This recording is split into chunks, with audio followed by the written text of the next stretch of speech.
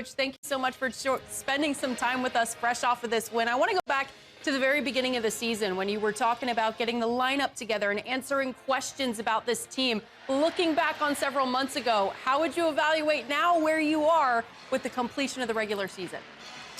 Well, we're not champions, and that's what you want. South Carolina won it, so I guess the next best place to be is second place, and we've done that again 3 years in a row. I think you see we're better defensively than we were a month ago or 2 months ago. I thought we were sloppy today. Honestly, we played like we didn't think Kentucky could beat us, and I don't like that. I think that we just slopped around and gave up. Instead of taking layups, we're throwing it out for threes. Do that in a closer game and see what happens. Kim, having heard you just say that, is that a message that you'll relay then to your team, even though, you know, you're heading into the SEC tournament, into Greenville, locking up the #2 seed, but still frustrated with today? Oh, I think they know.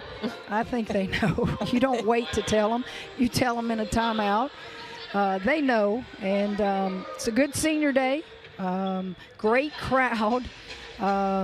Seniors, Van Lith and Angel are two of the finest players in this country. So I'm glad we won on senior day. We'll take a couple days off and get ready to go to the SEC tournament. Kim, you've been doing this a long time. We saw Shaq walking Angel Reese out for senior day. The hysteria around this team, the spotlight, the lines wrapped around arenas, home and away. Have you ever seen anything like it with this group? I've never seen anything like it with any group I've coached. It's a different time, different era. LSU is an unbelievable brand. It's both known internationally and nationally. Then you add the personalities of these kids I get to coach. They draw people to them, and whether that's social media, it's certainly national championship written by the, Flau'jae and Angel's name and Poa's name, but I've never seen anything like this. If you go look at the attendance on the road when we go on the road, it's crazy. But the greatest thing about it is it's fleeting, people. It doesn't happen everywhere. It doesn't happen forever.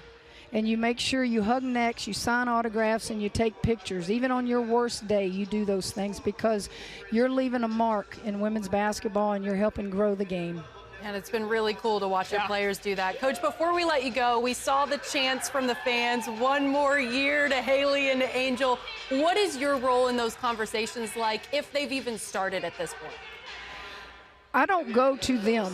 I don't think that's the role of a head coach. I think when you close out the season, those young ladies made a commitment to me. Van Lith wanted to come for 1 year. Angel wanted to come for 2.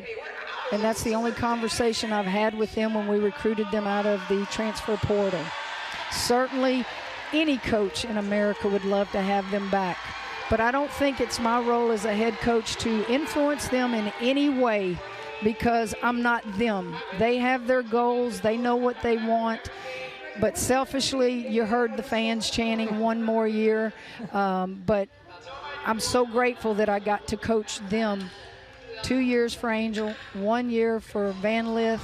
They're pretty darn good basketball players, and it's been an honor for me to be their coach.